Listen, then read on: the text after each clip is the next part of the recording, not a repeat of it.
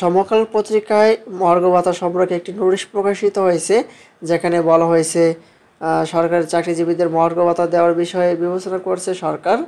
এ প্রসঙ্গে বিস্তারিত কি বলেছে আজকে আপনাদের মাঝে জানিয়ে দেওয়ার চেষ্টা করব। আশা করি ভিডিওটি মনোযোগ সহকারে শেষ পর্যন্ত দেখার চেষ্টা করবেন। আর আমাদের এই চ্যানেলটিতে নতুন না থাকলে অবশ্যই চ্যানেলটি সাবস্ক্রাইব করে পাশে থাকা বেল আইকনটি অন করে রাখবেন। এই রিপোর্টটি প্রকাশিত হয়েছে 20 মে 2025। এখন দেখি বিস্তারিত। এখানে অর্থ উপদেষ্টা মহার্ঘ ভাতা সম্পর্কে বলেছেন যে অর্থ উপদেষ্টা ডক্টর সালেউদ্দিন আহমেদ বলেছেন, আসন্ন 2025-26 অর্থ বছরে সরকারি কর্মকর্তা কর্মচারীদের জন্য মহার্ঘ ভাতা দেওয়া হবে তা বিশেষভাবে বিবেচনা করছে সরকার। এই বিষয়ে একটি কমিটি কাজ করছে বলে জানানো অর্থ উপদেষ্টা। আজ মঙ্গলবার সচিবালয়ে সরকারি ক্রয় সংক্রান্ত উপদেষ্টা কমিটির বৈঠক শেষে এই কথা জানান তিনি।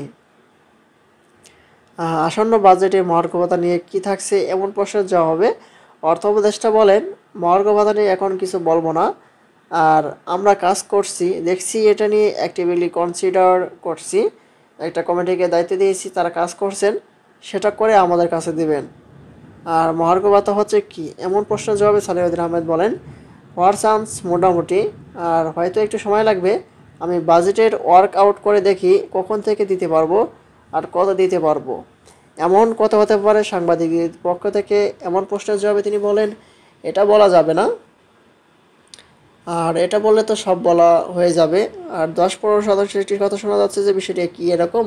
এমন প্রশ্ন করলে অর্থ উপদেষ্টা বলেন, আমি এই বিষয়টি ওয়ার্ক আউট করেছি, যা ফাইনাল করব, এরপর ক্যাবিনেটে যাবে, প্রধান উপদেষ্টা অনুমোদন দেবেন, তারপর জানতে পারবেন।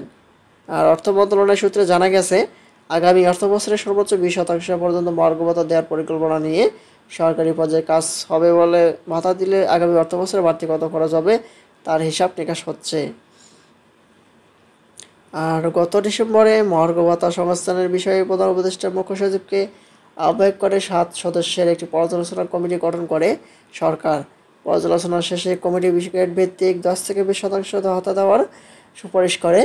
গত জানুয়ারি থেকে এই ভাতা কার্যকরের পরিকল্পনা ছিল, কিন্তু সংকটকালীন অর্থনৈতিক পরিস্থিতিতে এই উদ্যোগের সমালোচনা করেন অর্থনীতিবিদরা।